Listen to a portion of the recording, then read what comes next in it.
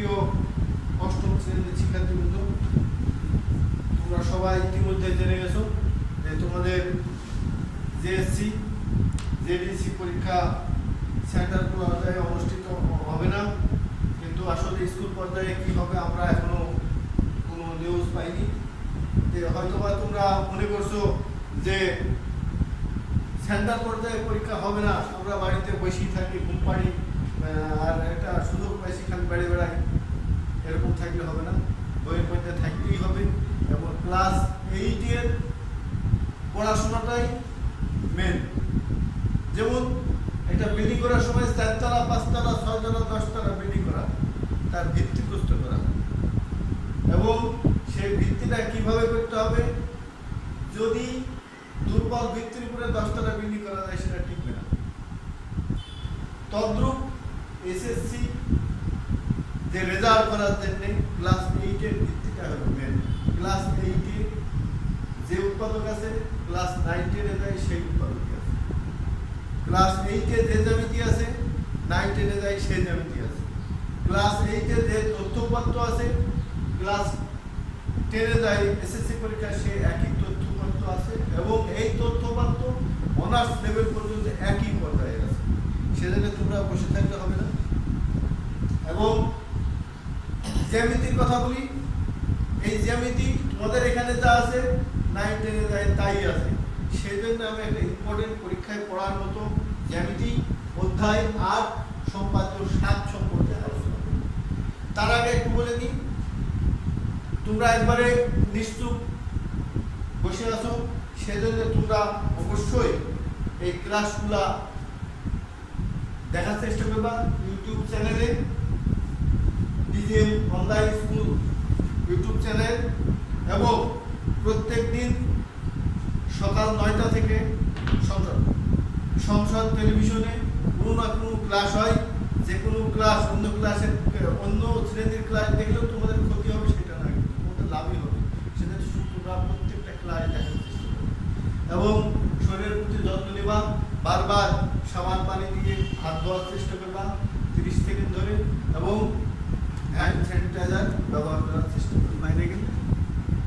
বাইরে গেলে এবং ফেরার সময় অবশ্যই সেই জামা কাপড়গুলা সুন্দরভাবে ধোয়ার চেষ্টা করবা, এবং হাত মুখ সব 30 সেকেন্ড ধরে অবশ্যই ব্যবহার করবা। এবং মাস্ক তো অত্যাবশ্যক, এবং বিভিন্ন বৈজ্ঞানিক পদ্ধতিতে আছে এই মাস্কই কিন্তু 90% ভাইরাস ঠেকাতে পারে।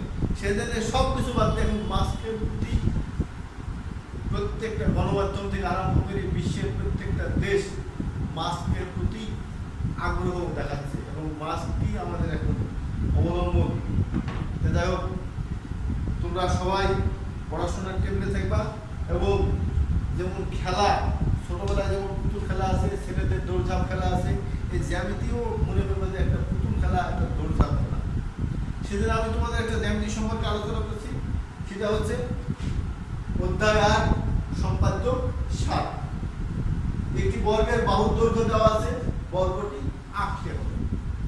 বর্গটা কি সেটা আগে জানতে হবে। বর্গ 4টা বাহু দ্বারা সীমাবদ্ধ ক্ষেত্রকে সব ক্ষেত্রে বর্গ বলা যাবে না।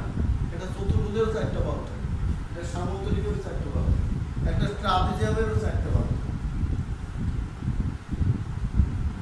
এই বর্গের সাধারণত তোমরা যেটা জানো যে বর্গের কোণ সমকোণ, কিন্তু কিছু কিছু ক্ষেত্রে বর্গের বিপরীত কোণগুলো সমান হয়, তবে সেটাকে আমরা বর্গ বলি। আবার 4টা কোণ সমকোণ, সেটাকেও বর্গ বলতে পারি। যেমন আমি হাত দিয়ে তোমাদের স্কেল কম্পাস ব্যবহার করবো, এটাকে কিন্তু আমরা বর্গ বলবো। 4টা বাহু সমান এবং কোণগুলো সব সমান সমকোণ। এটারও 4টা বাহু সমান, এটাকে আমরা বর্গ বলি। বিপরীত কোণগুলো সমান,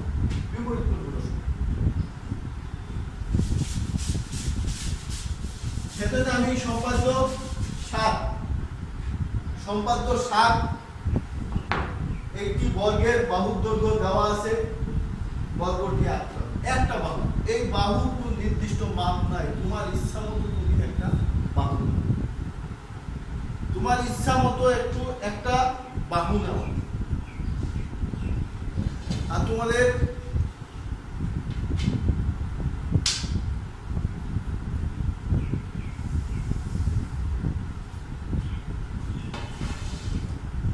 ব্যবহারের সুবিধার্থে তোমার কতটুকু নিলে তুমি কাজ করে আরাম পাবা সেই পরিমাণ একটু বড় না। আমি যখন ব্ল্যাকবোর্ডে নিয়েছি একটু বড়, তুমি যদি খাতাতে এত বড় নিতে যাও খাতার পাতায় পাবা না। আমরা এটার একটা নামকরণ করি এবং যেটা নাম করব সেটা হলো বিশেষ নির্বাচন। মানে একটি বর্গের বাহুর দৈর্ঘ্য এ দেওয়া আছে, বর্গটি আঁকতে হবে, এটা বিশেষ নির্বাচন। সম্পাদ্য বা উপপাদ্যের 4টা অংশ থাকে: সাধারণ নির্বাচন, বিশেষ নির্বাচন, অঙ্কন, প্রমাণ। এইটাকে আমরা প্রতিজ্ঞা বলে থাকি। প্রতিজ্ঞা, একটা প্রতিজ্ঞার 4টা অংশ থাকে: সাধারণ নির্বাচন, বিশেষ নির্বাচন, অঙ্কন, প্রমাণ। যেহেতু আমাদের প্রশ্নে যেটা থাকে সেটা হচ্ছে সাধারণ নির্বাচন, প্রশ্ন যেটা থাকে সেটাই সাধারণ নির্বাচন। উপাত্তের ক্ষেত্রে আমরা যদি বলি যে একটি চতুর্ভুজের 4টা কোণের সমষ্টি 4 সমকোণ, এটা হলো সাধারণ নির্বাচন। এটা ত্রিভুজের 3 কোণের সমষ্টি 2 সমকোণের সমান, উপপাদ্যের ক্ষেত্রে উদাহরণ। এটা হচ্ছে সাধারণ নির্বাচন। তাহলে সাধারণ নির্বাচন আমাদের পথ দেখাবে, কোন রাস্তায় আমাদের যাইতে হবে। সেটাতে এখানে আছে যে একটি বর্গের বাহুর দৈর্ঘ্য দেওয়া আছে, বর্গটি আঁকতে হবে। সেজন্য আমরা একটা বাহু দিলাম, এই বাহুর নির্দিষ্ট কোনো মাপ নাই, কিন্তু আবার অনুশীলনীর ক্ষেত্রে আমার মাপ আছে তোমাদের, যে 4 সেন্টিমিটার কি 5 সেন্টিমিটার কি 6 সেন্টিমিটার বাহু বিশিষ্ট একটি বর্গ অঙ্কন করো। সেজন্য আমরা একটা বাহু দিলাম, সেই বাহুটার নাম দিলাম এ। এটা হচ্ছে বিশেষ নির্বাচন। একটি বর্গের বাহুর দৈর্ঘ্য এ দেওয়া আছে, বর্গটি আঁকতে হবে। এবার অঙ্কন, যে কোনো একটি রশ্মি তোমার ইচ্ছা মতো নিবা।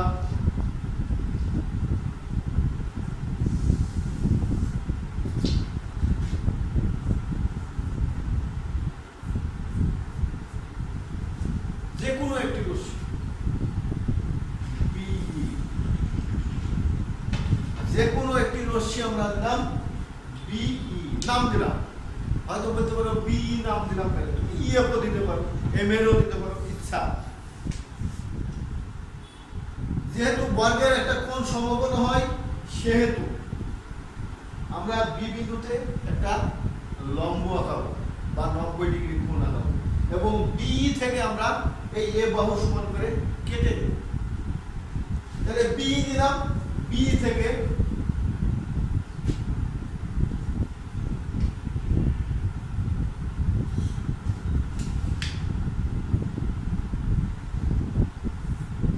বিসি সমান এ নি, বা বিসি এ বি থেকে বিসি সমান এ নি, বা বিসি অংশ কেটে নি। এখানে তোমরা যদি একটু নামটা ব্যবহার করো তাহলে সুবিধা হবে তোমাদের। বিসি সমান এ নি, কোথায় থেকে দিলাম আমরা? বি থেকে। যেহেতু আমরা জানি যে সাধারণত বর্গের কোণ সমকোণ হয়, তাহলে বি বিন্দুতে একটা লম্ব আঁকা। হয়তো বলতে পারো যে সি বিন্দুতে আঁকালাম না কেন? অবশ্যই সি বিন্দুতে আঁকালেও কোনো সমস্যা নাই, কোনো ক্ষেত্রে সমস্যা নেই, কিন্তু একটা সহজ, যে কোনো ক্ষেত্রে চলার ক্ষেত্রেও কিন্তু একটা সহজ পথ আমরা অবলম্বন করি, সহজটা দেখতে হবে। সেই জন্য আমরা বি বিন্দুতে একটা লম্ব আঁকাবো। লম্ব সাধারণত কয় ডিগ্রি কোণ হয়? 90 ডিগ্রি।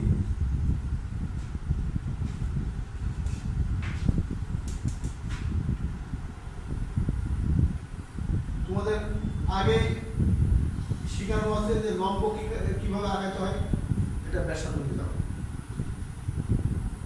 ওই একই ব্যাসার্ধের সমান এখানে একটা কেটে দিলাম, ওই একই সমান এখানে কেটে দিলাম, এখানে কেটে দিলাম, আবার এখানে ধরার পরে এখানে কেটে দিলাম।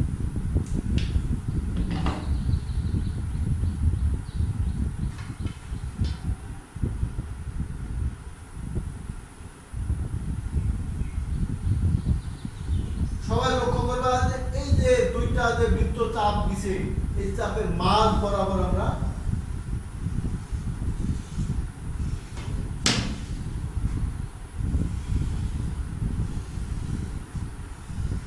বিসি রেখার বি বিন্দুতে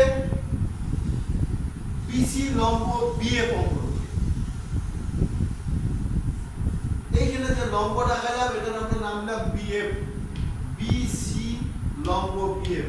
কেউ যদি বিসি লিখে ভুল করে যদি লিখে বলো বি লম্ব বিএফ তাও কিন্তু কোনো ভুল হবে না। যেহেতু বর্গের চারটা বাহু সমান হয় সেহেতু আমরা বিএফ থেকে এই এ বাহু সমান করে আবার আমরা কেটে নিই। বিএফ থেকে এ বাহু সমান করে আবার আমরা কেটে নিই।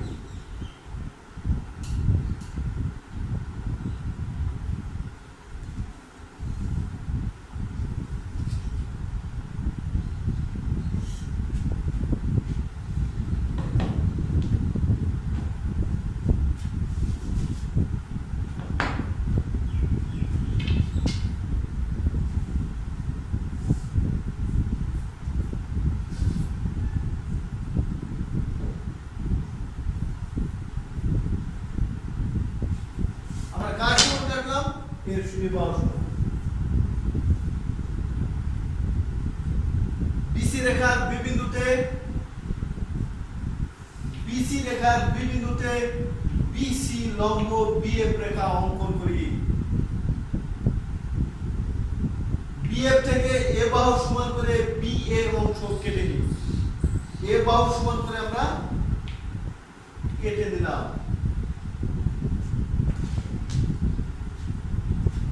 এ ও সি কে কেন্দ্র করে এ বি সি কোণের অভ্যন্তরে ওই এ বাহু সমান মানে এ বাহু সমান করে এ বি সি কোণের অভ্যন্তরে দুইটা বৃত্ত চাপা দেব। যেহেতু আমাদের মাপ আছে এখানে এ বাহু সমান দিলাম, এ বাহু সমান নেওয়ার পরে এখানে একটা বৃত্ত চাপ দেব এবং সি কে কেন্দ্র করে আরেকটা বৃত্ত চাপ। এই বৃত্ত চাপ দ্বয় পরস্পর ডি বিন্দুতে ছেদ করে।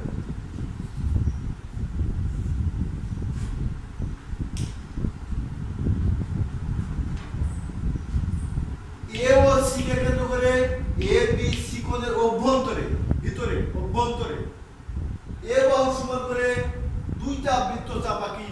বৃত্ত চাপ দ্বয় পরস্পর ডি বিন্দুতে ছেদ করে। এবার আমরা এডি ও সিডি যোগ করি।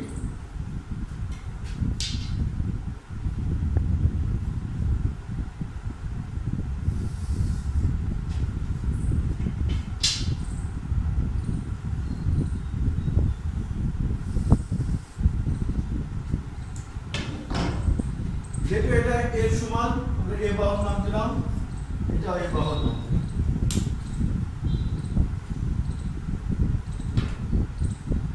এ ও সি কে কেন্দ্র করে এ বি সি কোণের অভ্যন্তরে এ বাহু সমান করে দুইটা বৃত্ত চাপ আঁকি। বৃত্ত চাপ দ্বয় পরস্পর ডি বিন্দুতে ছেদ করে। এ ডি ও সি ডি যোগ করি, তাহলে এ বি সি ডি উদ্দিষ্ট চতুর্ভুজ। আমি আরেকবার বলার চেষ্টা করছি তোমাদের, তোমরা একটু খেয়াল করার চেষ্টা করো। একটি বর্গের বাহুর দৈর্ঘ্য দেওয়া আছে, বাহুর কোনো মাপ নাই। একটি বর্গের বাহুর দৈর্ঘ্য দেওয়া আছে, বর্গটি আঁকতে হবে। বিশেষ নির্বাচন অর্থাৎ নাম রাখতে হবে। মনে করি একটি বর্গের বাহুর দৈর্ঘ্য এ দেওয়া আছে, বর্গটি আঁকতে হবে।